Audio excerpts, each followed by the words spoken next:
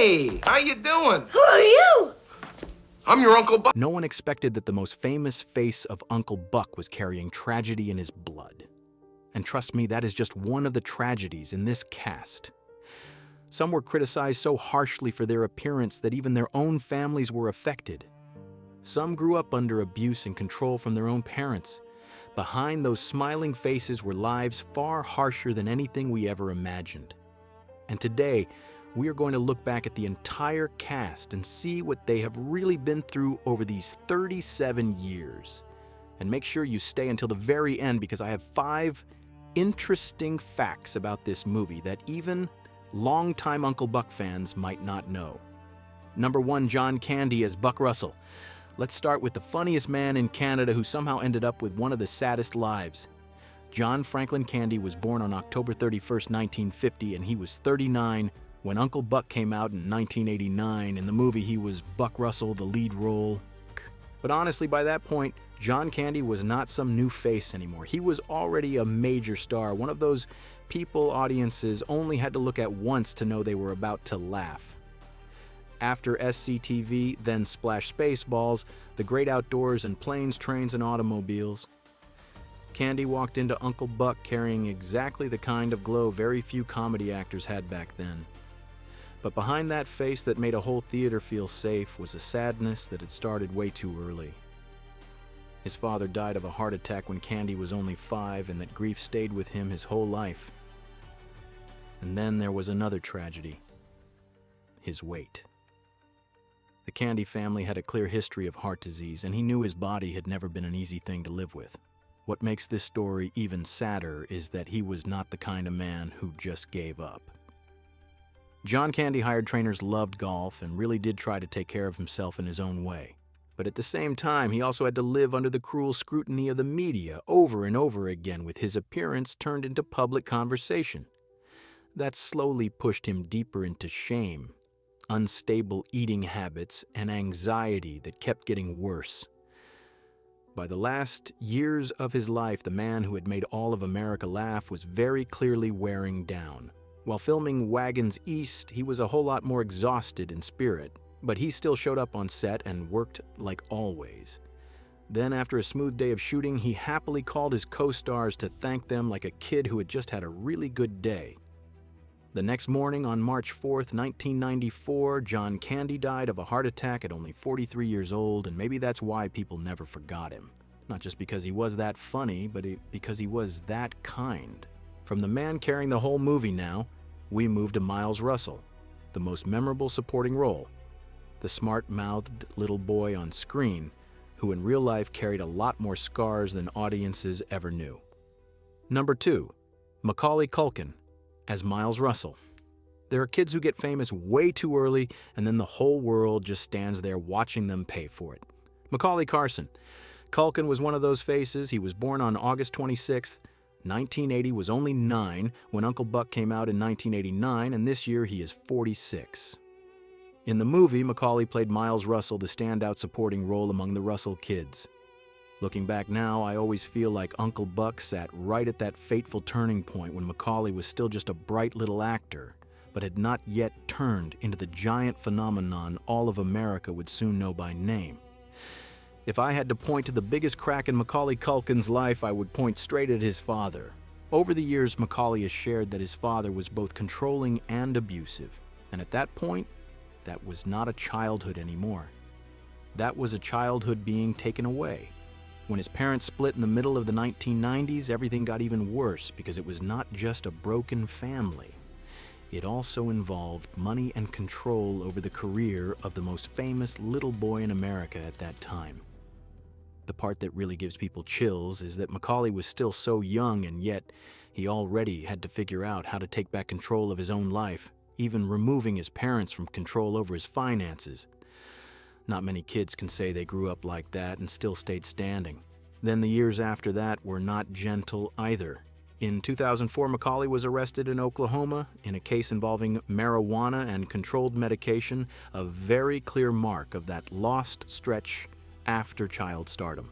4 years later, his sister Dakota died after a traffic accident, and that was a loss he carried for a very long time. Later on, He named his first son Dakota like a way of keeping his sister inside the family. I've always felt that detail was sad in that old Hollywood kind of way. Behind a name is a wound that never really disappeared. The good thing is that after all those years, Macaulay's life finally seems peaceful again. He lives with Brenda Song, has 2 sons, and in 2023 received a star on the Hollywood Walk of Fame. To me, that is not just a beautiful comeback. It is a sign that the little boy who got dragged through so much chaos finally found a rhythm of life that belongs to him. Leaving Miles Russell behind now, we move to Tia Russell, the movie's most memorable young female role. Number 3, Jean Louisa Kelly as Tia Russell. Jean Louisa Kelly was born on March 9th. 1972 was 17 when Uncle Buck came out in 1989, and this year she is 54. In 2022, she is 5489, and this year she is 54. In the movie, she was Tia Russell, the most memorable young female role. And what's interesting here is that when she got the part of Tia Kelly, almost had nothing you could call a real screen resume. This was her first movie, and also the first time she had really stepped into film. If John Candy and Macaulay Culkin pull audiences towards stories with more tragedy in them, Jean Louisa Kelly's path went a different way, calmer, but still full of things worth talking about. She once said she connected very strongly with Tia because in real life, she was living in that exact same emotional place.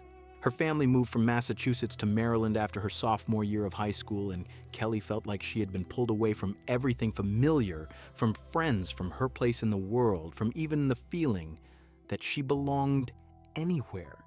So Tia was not just some rebellious teenage role for the sake of it. For Kelly, it felt very real.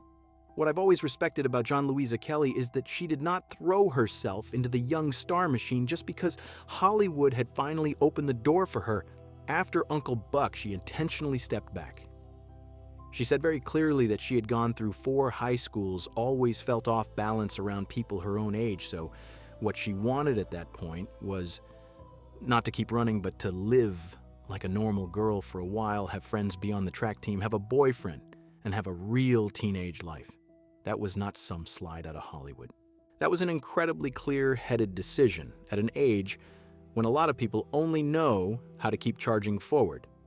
After that, she studied English at Columbia, then came back to the profession and built a career that was steadier than flashy, most notably with Mr. Holland's Opus and 6 seasons of Yes, Dear.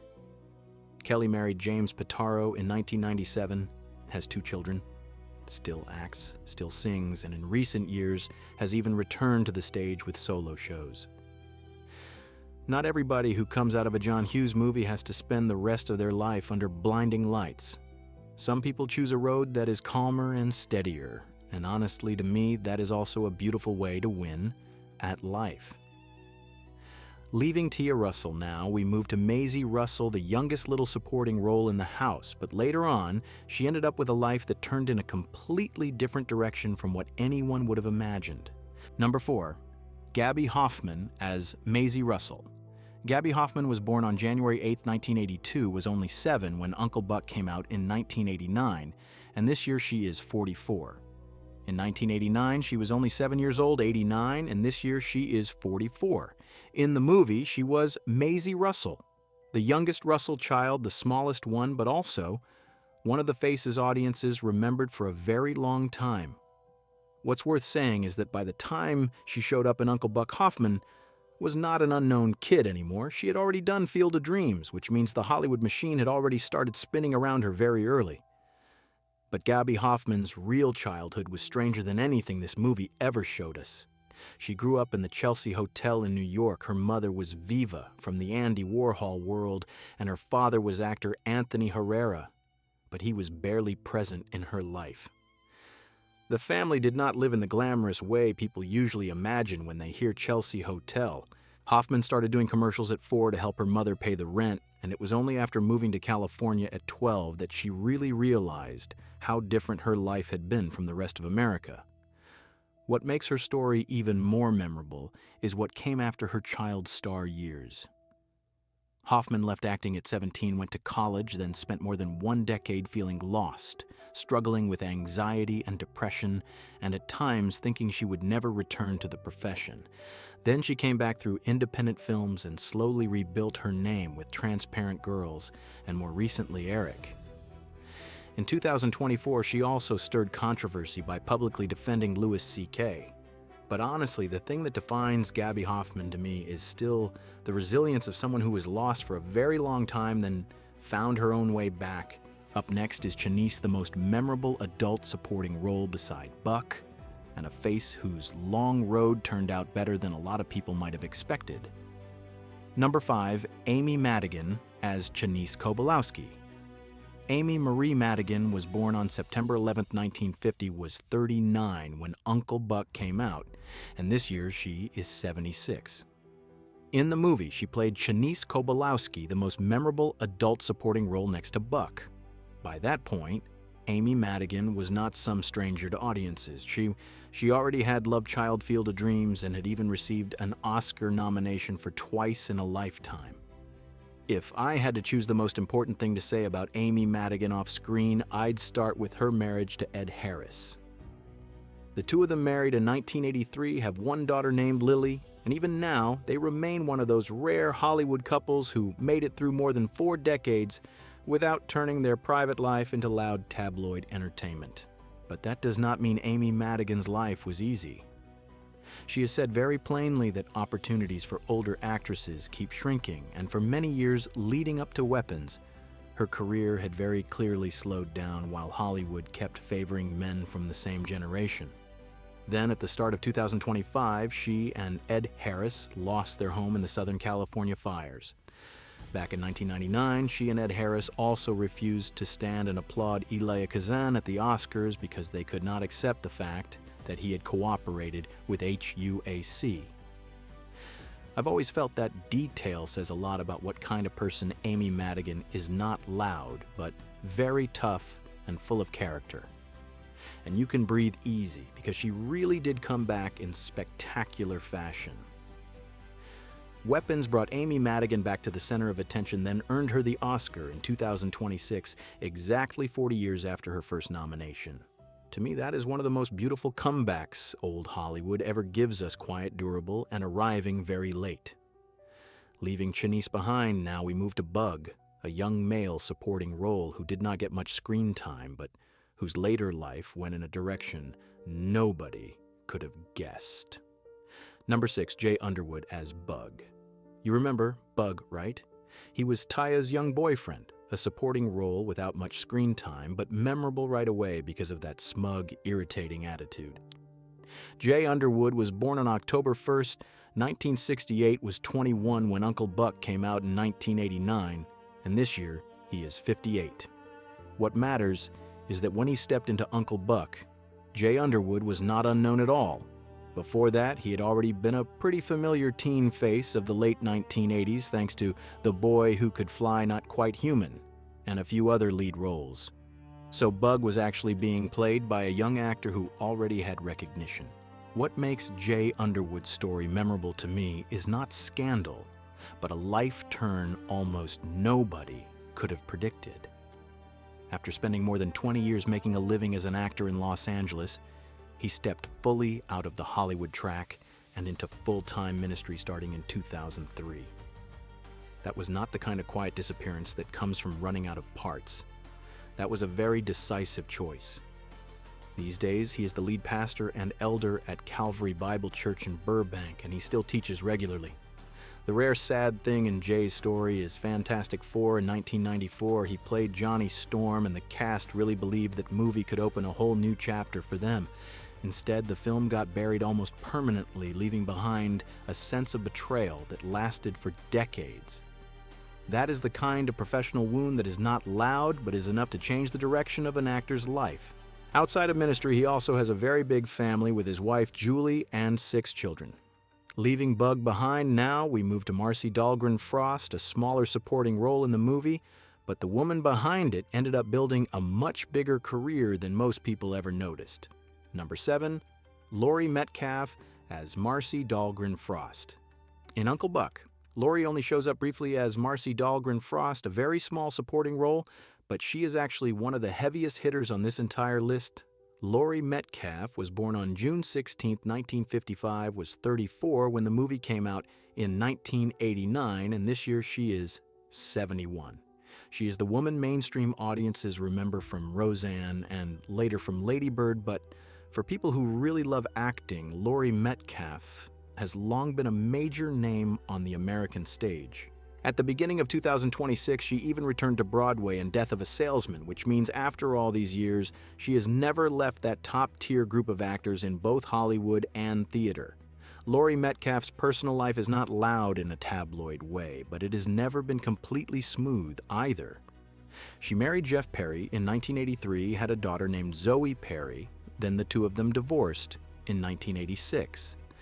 After that, she married Matt Roth, had 3 more children, including 1 adopted child before that marriage eventually fell apart after many years with the divorce filing made public in 2011. Looking at that stretch, the thing that stands out to me most is how Laurie Metcalf has always had to balance a very demanding career with a layered family life full of responsibility. Another interesting thing is that in real life, Laurie Metcalf is known for being very private and even a bit shy, almost the complete opposite of the force she brings on screen. Maybe that is why I've always seen her as that kind of old-school actor you really have to respect. Not living off noise, not needing scandal, just quietly doing the work until people have no choice but to recognize it. Leaving Marcie Dahlgren Frost behind now, we move to Cindy Russell, the mother in the Russell family. Number 8, Elaine Bromka as Cindy Russell. Elaine Bromka was born on January 6, 1950, was 39 when Uncle Buck came out, and this year she is 76. In the movie, she played Cindy Russell, the mother of the Russell family. And honestly, I have always had a soft spot for actors like Elaine Bromka. What is admirable about Elaine Bromka is that she has almost never turned her personal life into a public performance. There is no string of loud scandals attached to her name, no flash of fame that burns out just as fast. Instead, she has a quiet but very full career stretching over more than 3 decades, across film, television, Broadway, and off-Broadway, appearing in The Sopranos, Sex and the City Law, and Order Girls, The Blacklist, and even Days of Our Lives. She also won a New England Emmy for Catch a Rainbow.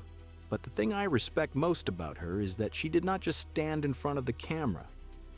After playing 8 First Ladies in the PBS program The Presidents, she dug deeper into that subject, then co-wrote and performed a one-woman show, Tea for 3 Lady Bird, Pat and Betty. That show started in 2004, toured across multiple states, and was still being performed as recently as 2024. That is the mark of an artist who does not wait for someone else to write a path for her, but instead creates her own. Even in small situations, she shows she is not someone who just says yes to everything. At one point on Days of Our Lives, the production wanted her to bleach her hair to match another character, and she refused, eventually agreeing only to a temporary solution. I like details like that because they show that behind that calm presence is someone who knows exactly who she is. Recently, she is still working and even appeared in Eleanor the Great, truly impressive and admirable. Number 9, Garrett M. Brown as Bob Russell. You definitely cannot forget Bob Russell, the father of the Russell family. Garrett M. Brown was born on November 7, 1948, was 41 when Uncle Buck came out in 1989, and this year he is 78. He is the kind of actor old Hollywood always needed, not necessarily someone who has to take over the center of the frame, but someone whose presence alone makes a scene feel more believable. American TV audiences remember him most as John Witzig in Sisters, while younger audiences recognize him later from Kick-Ass. What stands out about Garrett M. Brown is not a scandal-filled personal life. On the contrary, he is someone who moved through the profession with durability. But like many great American character actors, his life did not follow a straight line. Before truly committing to acting, he moved to New York. In 1972, worked as an orderly in a nursing home, waited tables, and only then studied acting. Later, in a conversation with the Television Academy, he even talked about trying his hand at being a folk singer, a writer, and using money from voiceover work in commercials to fund his own film company. His personal life has not been completely smooth either. Garrett M. Brown went through a divorce and has a daughter. Then, in the early 1990s, he took a much bigger gamble than most people realize when he left New York for Los Angeles during pilot season, landed a role in Sisters, and decided to stay.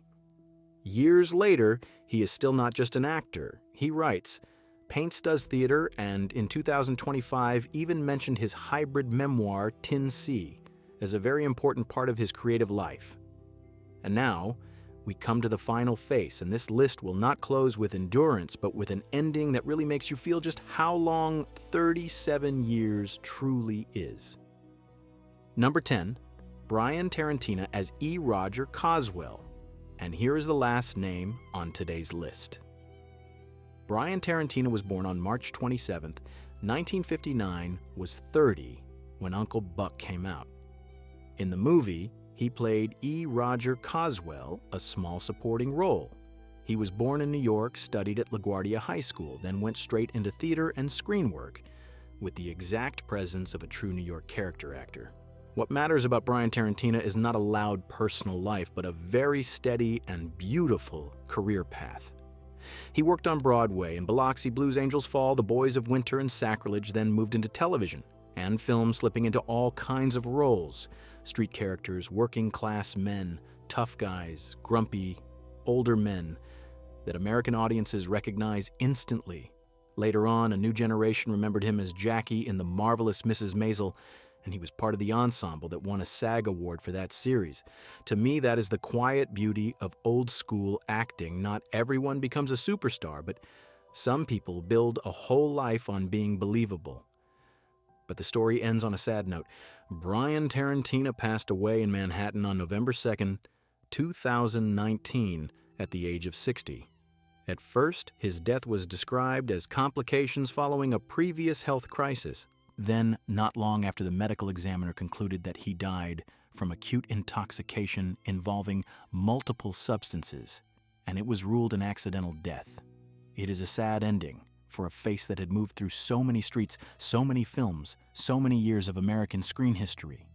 And now that the final face has been closed, maybe this is the moment to look back at Uncle Buck one more time, because behind this cast, there are still 5 interesting facts that many people who have watched it for years might not know. 5 interesting facts about Uncle Buck. So we have just gone through the entire cast of Uncle Buck, and if you are still here with me, this is where we open one more small and very charming door behind this movie. The first thing I always like to bring up is that on screen, Tia Russell and Buck clash almost the entire time. The niece is sharp and guarded while the uncle walks into the house like a storm. But in real life, Jean Louisa Kelly actually had a lot of admiration for John Candy. She said she felt incredibly honored to work with someone she considered a legend. Here's a detail that always makes me smile. Before Jean Louisa Kelly became Tia Winona Ryder was actually the first choice for the role after John Hughes saw her in Beetlejuice. But Ryder turned it down because she was busy with Heathers. Just thinking about that is already interesting, because if it had been Winona, Tia would have had a completely different tone. But to be fair, Jean Louisa Kelly ended up bringing exactly the sharp edge the movie needed. And you might not realize that Uncle Buck was actually the first of 3 films where John Candy and Macaulay Culkin appeared together.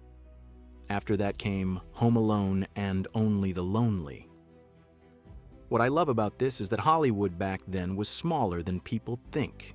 If you look closely, you start to see the same paths crossing again. In another movie, another face, another memory. Then, here's a fun question I really want to hear your thoughts on.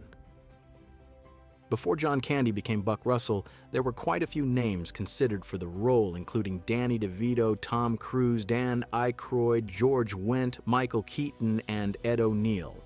On paper, they are all interesting in their own way, but the more I think about it, the more I feel like some roles are just meant for one person. For me, Uncle Buck is one of those cases, and the last detail is the kind of cinematic connection that makes you feel like time really is a strange circle. Uncle Buck has a surprisingly nice connection to Top Gun Maverick. Amy Madigan is connected to Ed Harris, and Jean Louisa Kelly later appeared in that movie as Sarah Iceman's wife. That is what I love about old Hollywood. You think you have left those faces behind, but then one day, they show up again in another movie and make you smile instantly. There are more sad stories here than I expected when I first started looking back at the cast of Uncle Buck.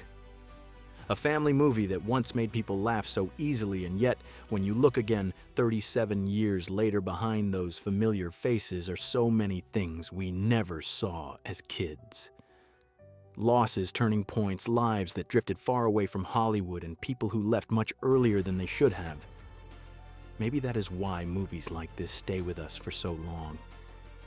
They do not just hold a story, they hold a time, a feeling, a piece of the audience's youth.